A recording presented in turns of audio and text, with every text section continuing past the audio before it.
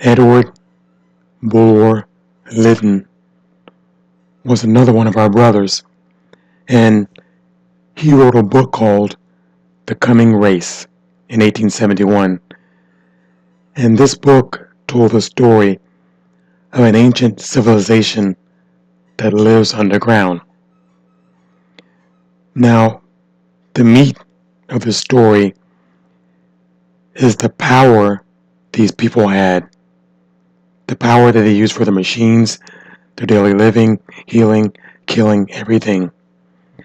And this power was called Vril.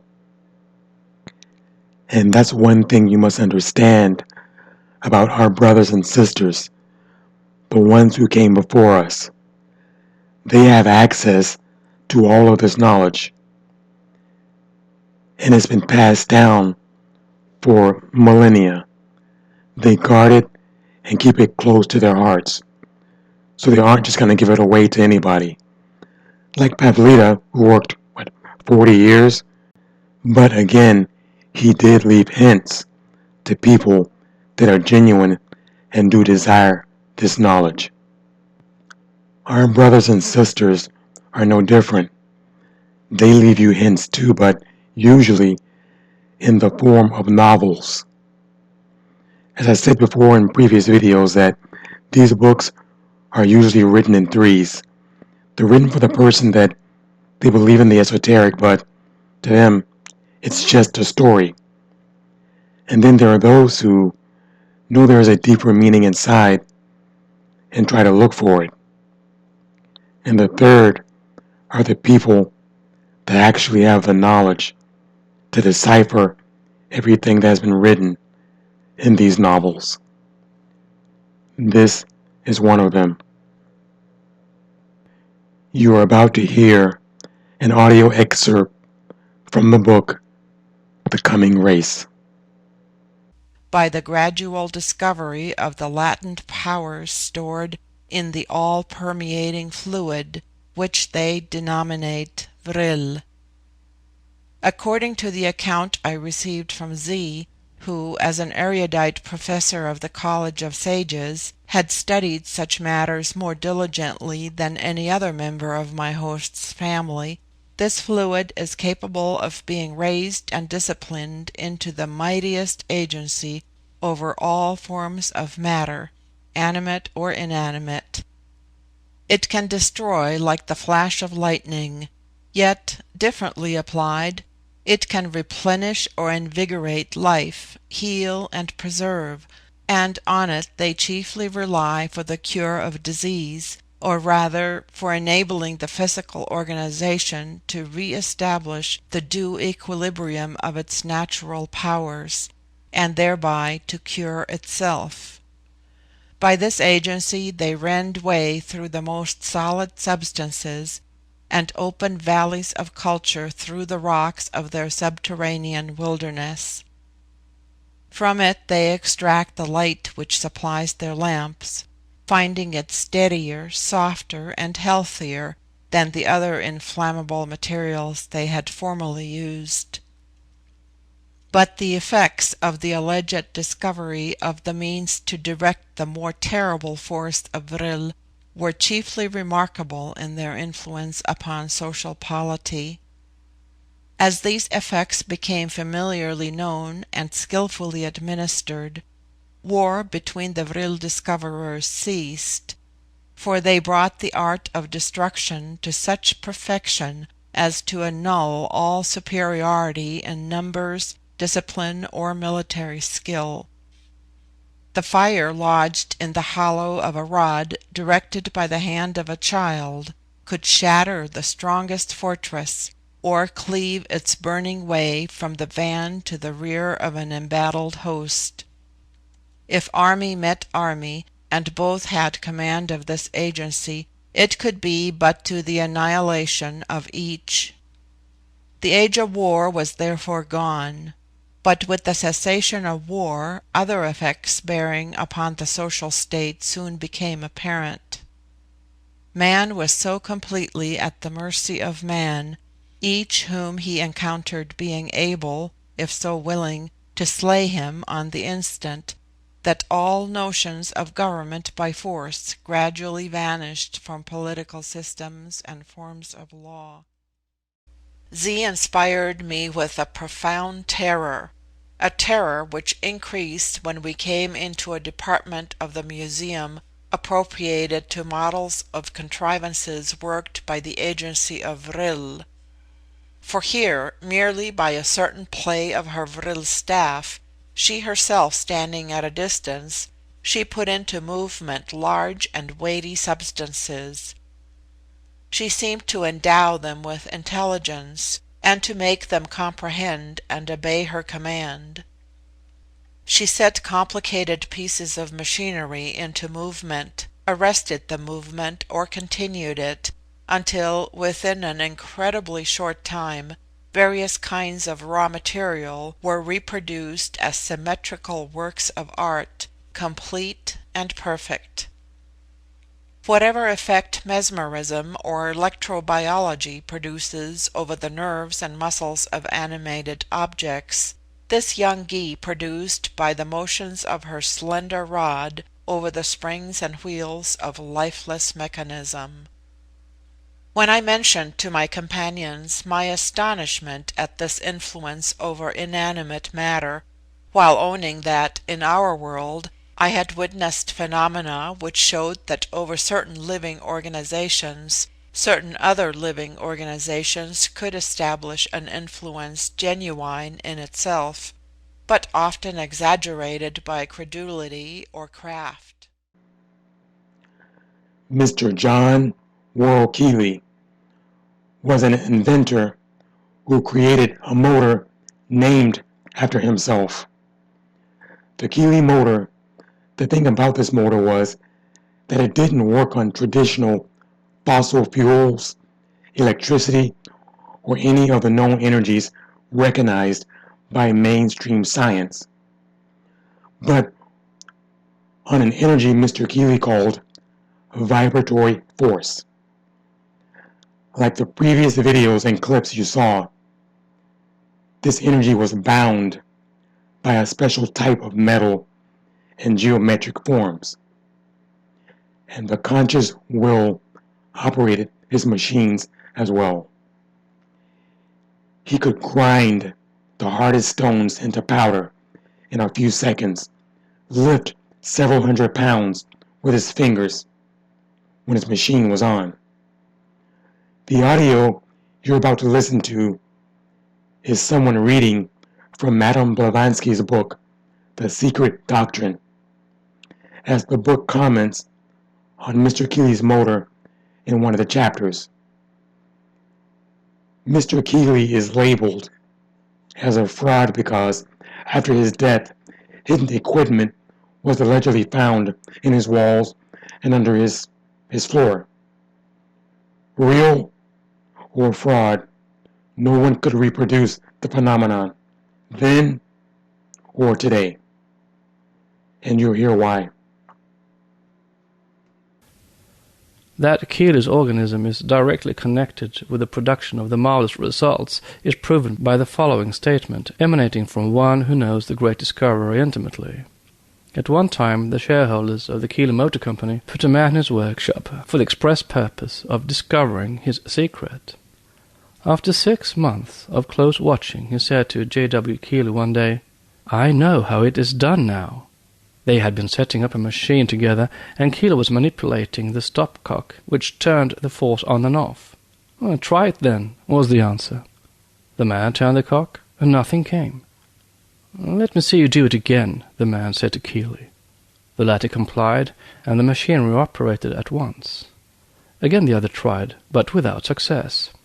Then Keeley put his hand on his shoulder and told him to try once more.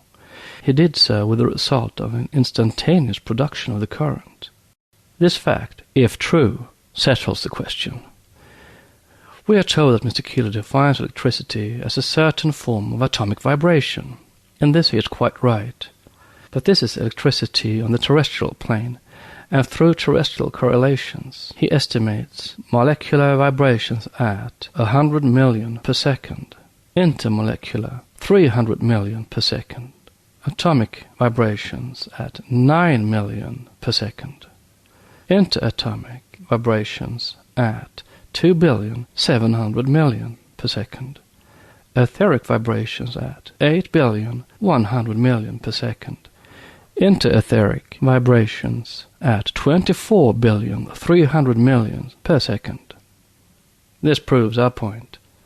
There are no vibrations that could be counted or even estimated at an approximate rate beyond the realm of the fourth son of Forhat, using an occult phraseology, or that motion which corresponds to the formation of Mr. Crook's radiant matter, or lightly called some years ago the fourth state of matter, on this our plane.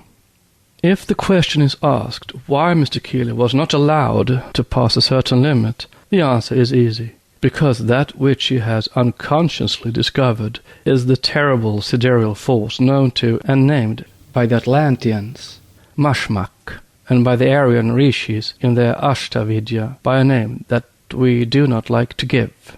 It is the Vril of Bulvolitan's coming race, and of the coming races of our mankind. The name Vril may be a fiction. The force itself is a fact doubted as little in India as the existence itself of the Rishis, since it is mentioned in all the secret works. It is this vibratory force which, when aimed at an army from an Agni Rath fixed on a flying vessel, a balloon, according to the instructions found in Ashtavidya, reduced to ashes 100,000 men and elephants, as easily as it would a dead rat. It is allegorized in the Vishnu Purana, in the Ramayana and other works, in the fable about the sage Kapila, whose glance made a mountain of ashes of King Sagara's 60,000 sons, and which is explained in the esoteric works and referred to as the Kapilaksha, Kapila's eye. An esoteric magazine called The Arena from August 1894. And there is actually a lengthy chapter about Mr. Keeley and his discoveries. I can't believe I found this one. And while this chapter focuses on his discovery and the nature of this force and how it's used, there was something that caught my eye. And not only does it mention 3 of the 7 planetary metals, copper, iron, and brass, it mentions one of his devices weighed 22 tons. Now, my understanding is that these men and women have rediscovered ancient energy condensers, machines that are able to tap into the very source of creation itself. But these are just miniature versions of the big ones.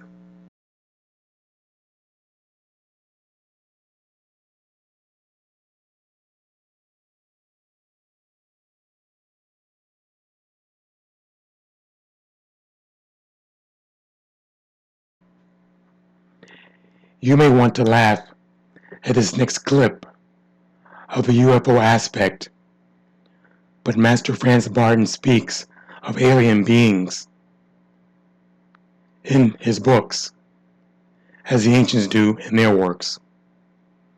And they cite ancient flying ships like the Vimanas of India and of Atlantis as well.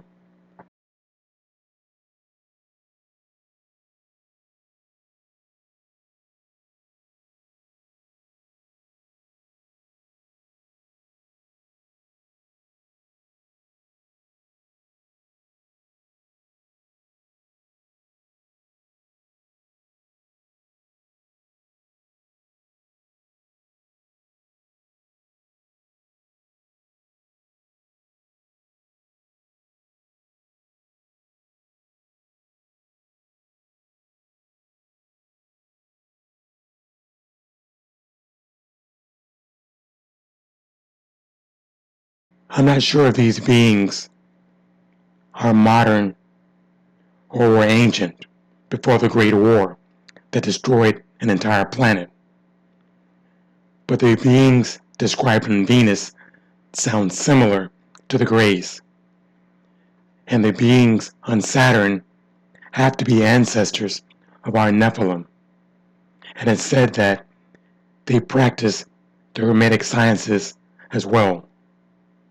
Now, I can't read German, so I'm not sure of the dates, but this could date back millions of years.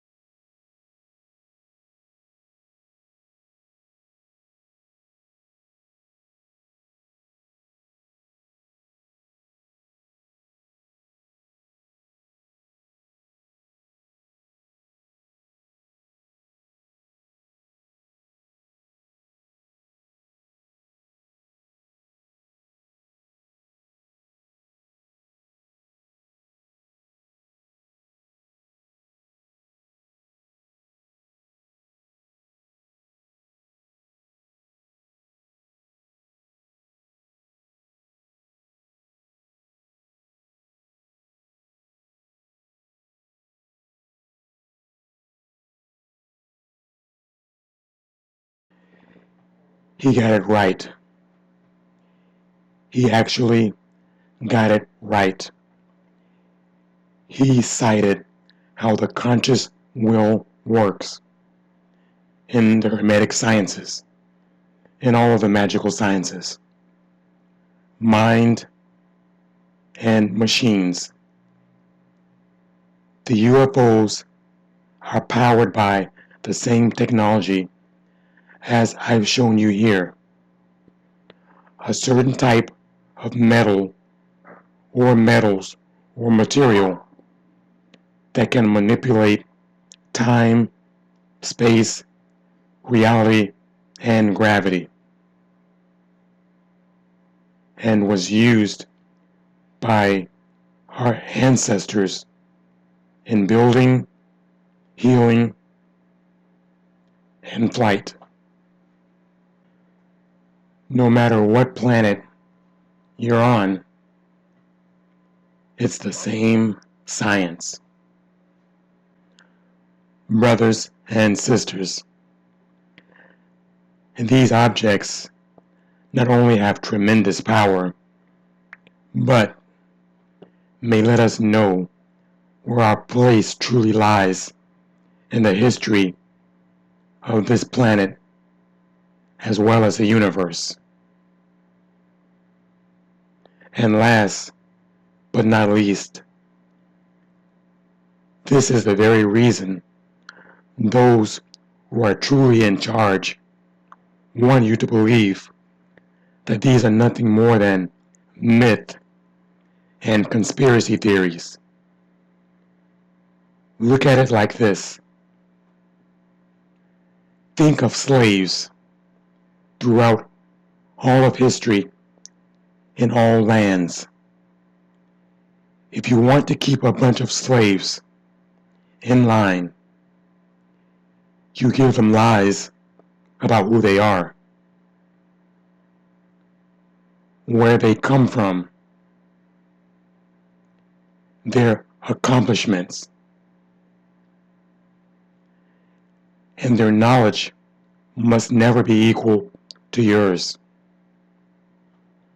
Because then they wouldn't want to be slaves anymore.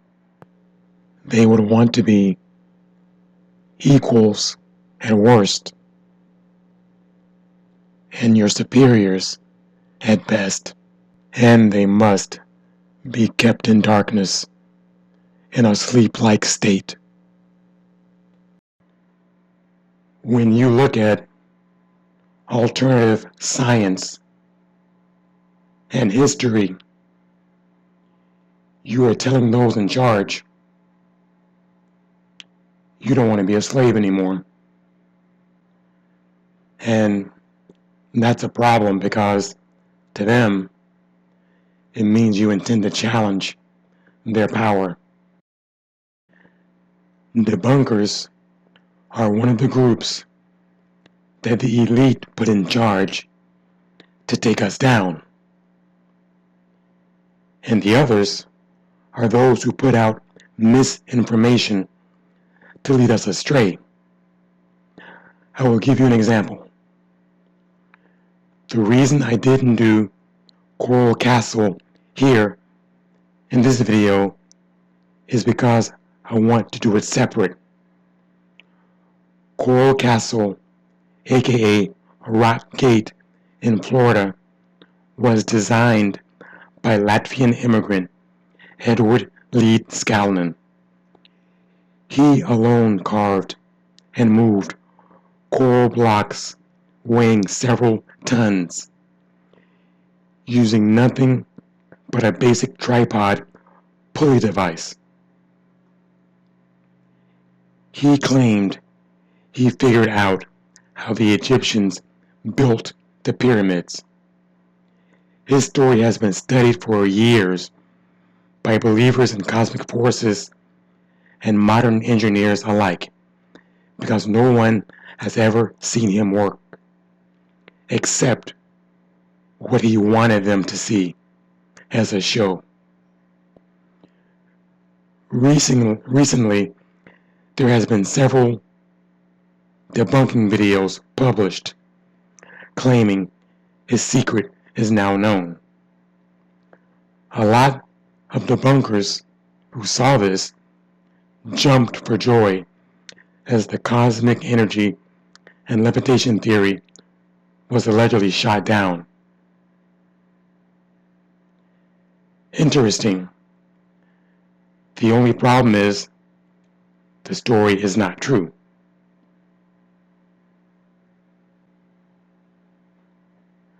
I've been studying phenomenon like this before I hit puberty, and I know for a fact that the debunkers are making false claims and hiding information.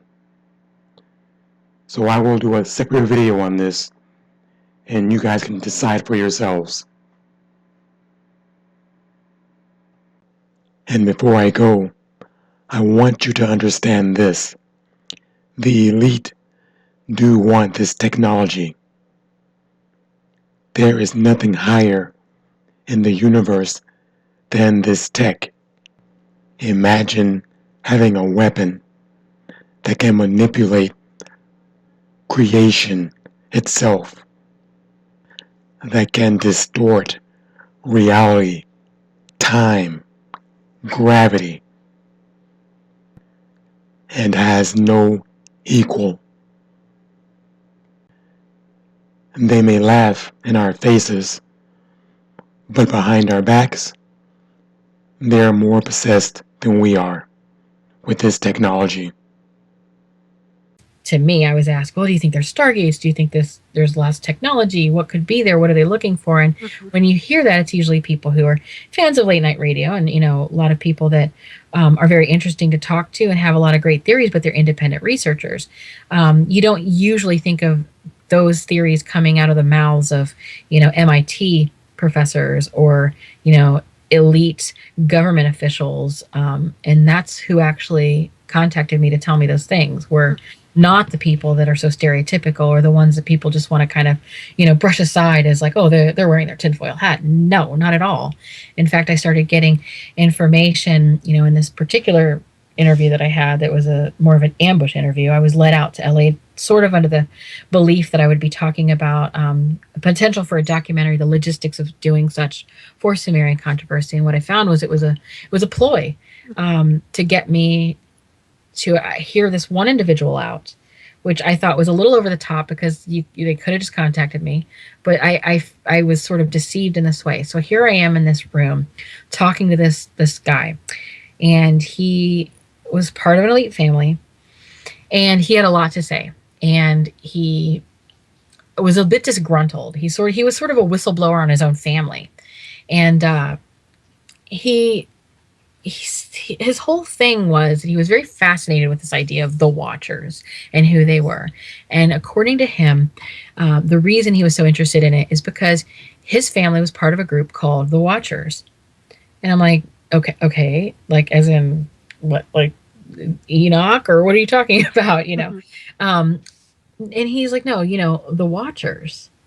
And I'm like, I know who the ancient Watchers are, but you'll have to elaborate. And from my understanding, he goes in to tell me that within this closed circuit of the 1%, there are, an even smaller group of people who refer to themselves as the Watchers, and they take pride in this. And what they are is they're sort of, at least these are my words, they're aspirational Watchers. I mean, they believe they are bloodline related to those Sumerian gods and kings. So they, with pride, call themselves the Watchers. And why this is interesting is, well, for one thing, it's a little like, okay, these are people who have like, they have a lot of power, and here they're holding on to these beliefs, and this is their these are their delusions of grandeur, and then that's a little troublesome in and of itself. So when you go and you look a little deeper into that, and it's like, what are they claiming? What is it that they're watching, and what are these beliefs? Is this just some sort of silly club or what have you? What I found, and this kind of corresponded with other accounts, is that they're looking specifically for not necessarily stargates and all that kind of stuff, but they are looking for what is known in mythology as the Tablet of Destinies. And this Tablet of Destinies, sort of like one of those symbolic kind of things, like that could, I guess, give power, at least symbolically. And I don't know if they really for real think it's going to give them power, or if it's just something that they want to hold on to, like the Holy Grail, to say, hey, we have this, therefore we're in power.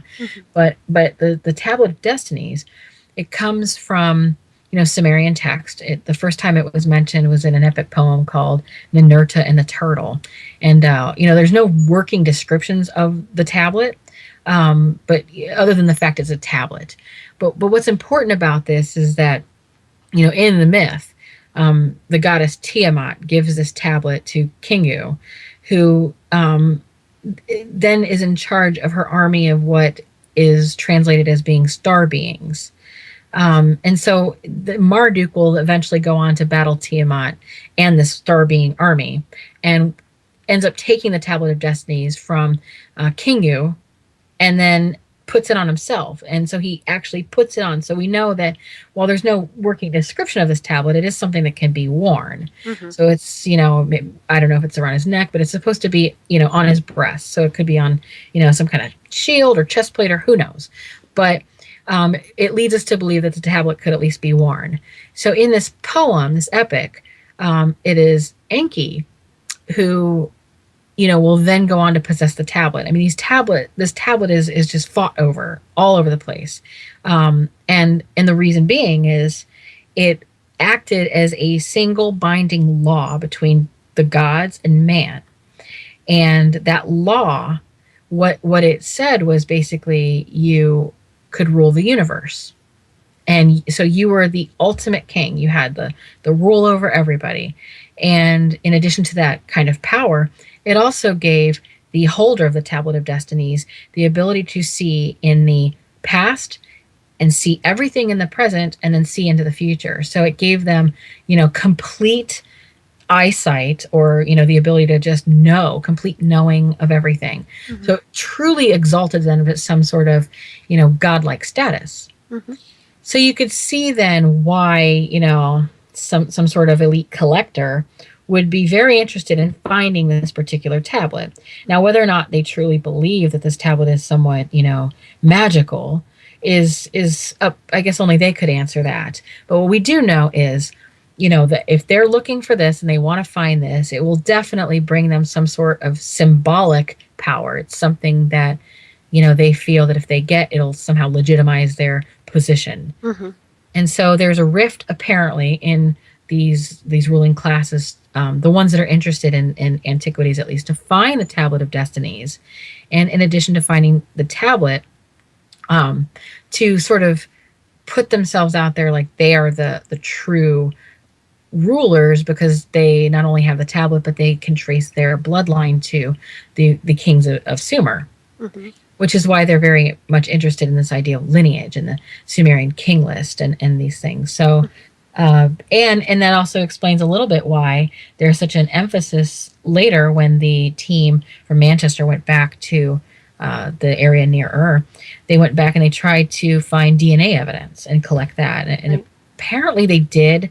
Whether or not it was any good, there's nothing to suggest that it was or it wasn't. That sort of just fell under the radar. They said they went, collected the DNA evidence, sent it off for analysis, and there's never been anything to speak of after that. So, and of course you could be looking for DNA evidence just for the simple fact that you want to know and be able to research things. There's like paleopathology, trying to understand, ancient diseases, etc.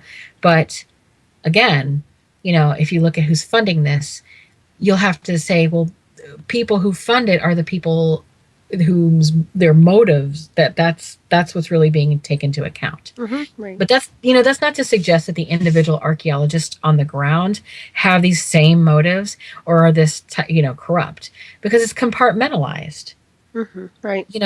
So it's just it's not something that and that doesn't mean that they're totally guilt-free out of this, but it's just sort of the big hulking system that you get these giant corporations or elite families who may have their own motivation for doing these things, and they could be far-fetched, they could be things we would never believe, they could be spiritual in some sense, they could just simply be power mongering, it could be anything. Right. But it doesn't matter, because they have the means to do things, and they funnel money into the universities in the names of grants and whatnot. And then those people are just happy to be employed and happy to be able to do their work and their research. And so they don't really ask that many questions, because why would they at that point? But what you have to ask is this right? Because, in these initial reports that were given, the reports that come out after the excavation is conducted and the data is compiled, the report didn't go necessarily to some public forum or some kind of a museum, or it first stop that they made after compiling this report was the boardroom of Gulf Sands Petroleum. They presented their findings to the board of Gulf Sands. Now, why? I mean, yes, I guess you owe it to them because they're the ones who funded it. But is this the dynamic? Is this the kind of power that we want to have in the study of our past? Is this the balance of power that we want? Or is it, history belongs to 100% of us, not just the 1%. Mm-hmm, absolutely. Yeah, we're all star beings. Any way you look at it, we come from the stars, we go back to the stars, as I always say. So, it's interesting. It sounds like they're just kind of following in the footsteps of Hitler. I mean, they're obsessed with power and immortality. And it's really interesting to see that they were so interested in that quote-unquote breastplate. Just to me, it seems like they're insane to some degree. It seems that way. It seems that, I always say this, when you have, beliefs that are a little out there to other people, if you believe something and, but if you are, maybe you don't have the highest social class or you don't have a lot of money, then you're basically just crazy. But if you have those same exact beliefs and you have a higher social status and you have a lot of money, you're not crazy. You're simply eccentric. Have the gods gone away, as Sitchin postulated when the Anunnaki basically left and they went back to Nibiru and disappeared? Or have they immersed themselves within our population, as to say that there are non-humans living among us to this day? Or are the current rulers of our society perhaps bloodlines of the same bloodline of the old gods? You like opening Pandora's boxes. Okay. In the Cosmic War, the weapons of mass destruction that are being used, and the war in part is being fought to possess these things, are called the Tablets of Destinies. And if you read the text closely, these weapons can only apparently be used by close physical proximity to their possessors. In other words, the suggestion, albeit a very loose suggestion, is that these things are somehow biometrically activated. So in other words, that would raise the idea of a bloodline, of some sort of genetic component to them, which I think is absolutely the case. I've been very interested in the idea that the Genome Project has a hidden agenda, and that is to try and trace some of these genetic lines through sequencing and so on. I think that's very possible.